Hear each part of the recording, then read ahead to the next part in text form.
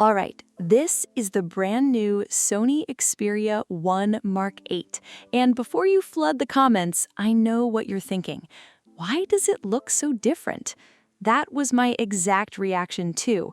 So when I got my hands on it, I immediately asked Sony, was this just a fresh new look, or is there a bigger reason behind the redesign? In this video, we'll uncover why Sony changed the design, whether the upgraded telephoto camera is a real game changer, and how the new AI photography experience performs. There are 7 key things you need to know about the Xperia 1 Mark VIII. Let's get started. First, the design. Big thanks to my tech partner over in China for providing this footage. I really appreciate the support in making this video happen. Hey everyone, Stella here from techiestreet. If you're into staying updated with the newest gadgets, make sure to hit that subscribe button and turn on notifications so you don't miss any of our latest tech content. For years, Xperia phones followed a familiar formula. The long, vertical camera layout became part of Sony's identity, and because Sony rarely changed its designs, many people assumed they'd already found their perfect formula. Then came the Xperia 1 Mark VIII. The biggest change? A new square camera module. Sony also introduced new colors and fresh textures. But after talking with Sony, I realized something interesting. Even though the phone looks different, the thinking behind it is still very Sony. When I first saw the square camera setup, I was surprised, so I asked Sony why they moved away from the old design and lowered the camera position. The answer comes down to hardware. The telephoto sensor is now 4 times larger. To fit it while keeping the phone slim and balanced, Sony had to completely rethink the internal layout. There's another benefit too.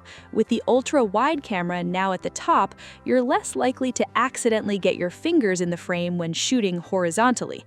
So yes, the layout is different, but the overall feel, texture, and details still scream Sony. And trust me, the camera results look very promising. I'll show you real-world samples later, so stick around. Second, the new colors. This year, the Xperia 1 Mark VIII comes in black, red, silver, and gold. Yes, Sony finally made silver and gold versions. Even more interesting, each color has a unique mineral-inspired texture. The matte finish feels almost like natural stone. It improves grip and makes the phone feel less slippery. Sony says the idea is for the phone to age like a mineral, developing character through daily use. So how do the colors look?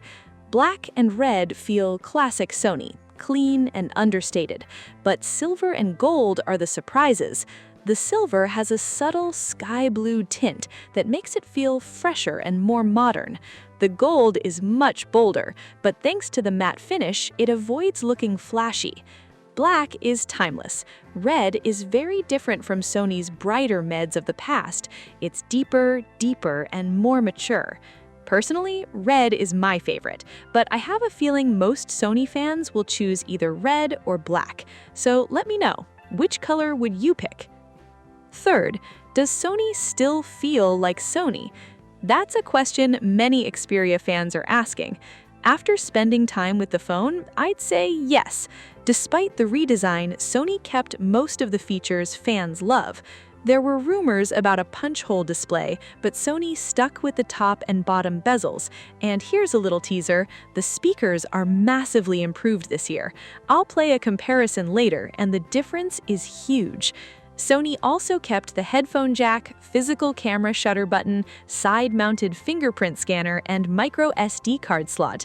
Those features are becoming rare. Now for the SIM situation. The good news, Xperia finally supports eSIM. The bad news, Sony removed the old dual physical SIM flexibility. Now you get 1 physical SIM, 1 microSD card, and 1 eSIM. Honestly though, if you were already using a microSD card, you were limited to 1 SIM anyway. With eSIM added, the new setup feels pretty reasonable. And considering how expensive storage upgrades have become, expandable storage is still a major advantage. By the way, do you still use microSD cards? Let me know below. Fourth, the telephoto camera upgrade. This is easily the biggest hardware improvement this year. Sony increased the telephoto sensor from a 3.5-inch to a 1.56-inch, a massive jump. That's roughly 4 times larger. Naturally, I compared it directly with the Xperia 1 Mark VII. Starting at 140 millimeters, the difference is obvious. Even before zooming in, the Mark VIII images look sharper. Once you crop in, the advantage becomes even clearer. Next came the 70mm test. Again, the Mark VIII captured noticeably more detail and sharper textures. The improvement here is genuinely impressive. To be fair, both phones still deliver strong telephoto performance, but since Sony removed the continuous 3.5 to 7.1x optical zoom system, I was concerned image quality might suffer between 70 and 140 millimeters. So I tested 85 millimeters as well, and honestly, the results surprised me. Even there, the Mark VIII delivered better detail and clarity. Once again, it proves a simple truth. A larger sensor really does make a difference. But Sony didn't just upgrade the telephoto camera, it completely transformed it. The sensor is now 4 times larger, and the telephoto lens jumps to 48 megapixels. That upgrade unlocks something really useful. Auto view now works with the telephoto camera too. And honestly, I think a lot of people are going to love this. Imagine recording a wide 4K landscape video while simultaneously capturing a vertical 1080p clip. Family moments, concerts, stage performances, you get long-form and short-form content at the same time. It's basically like having your own built-in fan cam. But the hardware upgrades are only part of the story. Sony also introduced a brand new image processing system.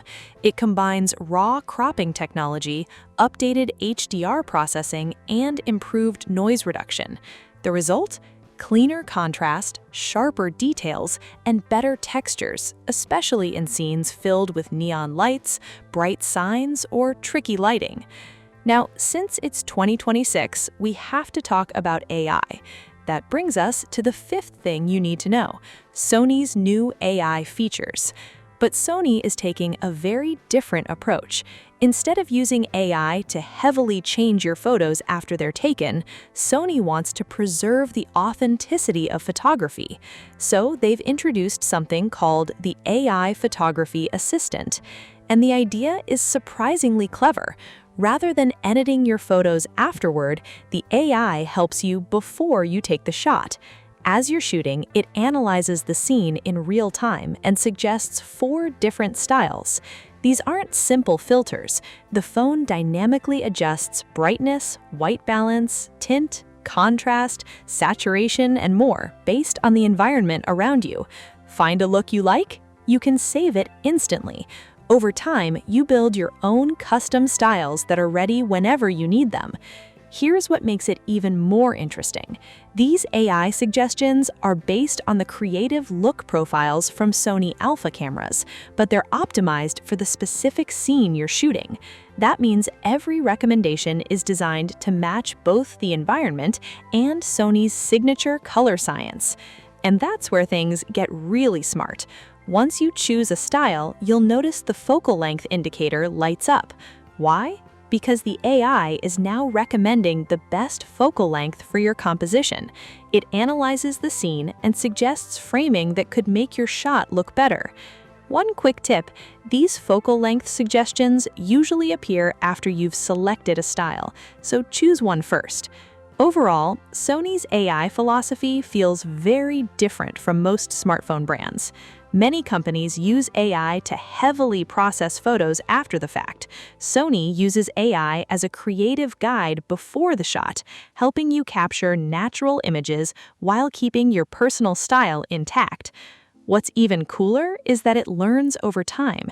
As you use it more, it starts understanding your preferred colors, tones, and compositions. Then it begins recommending styles based on your habits and taste. Sony is also using local edge AI, which means the Xperia intelligence-powered AI photography assistant works even without an internet connection. That's pretty impressive. After using it myself, I can honestly say it's been fun. It feels like carrying a small photography assistant in your pocket. The more it learns, the smarter its recommendations become, from focal lengths to color tones, contrast, temperature, and atmosphere. It makes photography easier, faster, and more creative without making things complicated. Now let's move on to the sixth and final thing, and this might be one of the biggest upgrades this year. Such a big jump, but Sony really delivered this year. And when you combine those speakers with the uninterrupted display, no punch-hole camera, and AI-enhanced Bravia Core display technology, the viewing experience becomes genuinely unique. Colors, contrast, brightness, and detail all look fantastic. I have to admit, this setup became perfect for my late-night viewing sessions. Whether I was watching videos in bed or just relaxing with some content, the experience felt incredibly immersive. Finally, let's talk about the seventh and final thing: performance. As expected, this is a true flagship. It's powered by the latest Snapdragon Elite Gen 5, and Sony has expanded the memory options this year. You can now get up to 16 gigabytes of RAM and 1 terabyte of storage. With storage prices climb higher every year, that's a very welcome option. So that's been my experience with the Sony Xperia 1 Mark VIII. The new design, fresh colors, and redesigned camera layout show that Sony is willing to try something different. And honestly, I'm very curious to see how longtime Xperia fans react. Personally, I think Sony managed to modernize the phone without losing its identity. The redesign improves usability, the telephoto camera is significantly better, the AI photography assistant feels genuinely useful, and the upgraded audio-visual experience is seriously impressive. Put it all together, and I think this is a phone that's absolutely worth checking out. But now, I want to hear from you. What do you think of Sony's new direction? Let me know in the comments below. Thanks for watching, and I'll see you in the next video. Bye, everyone!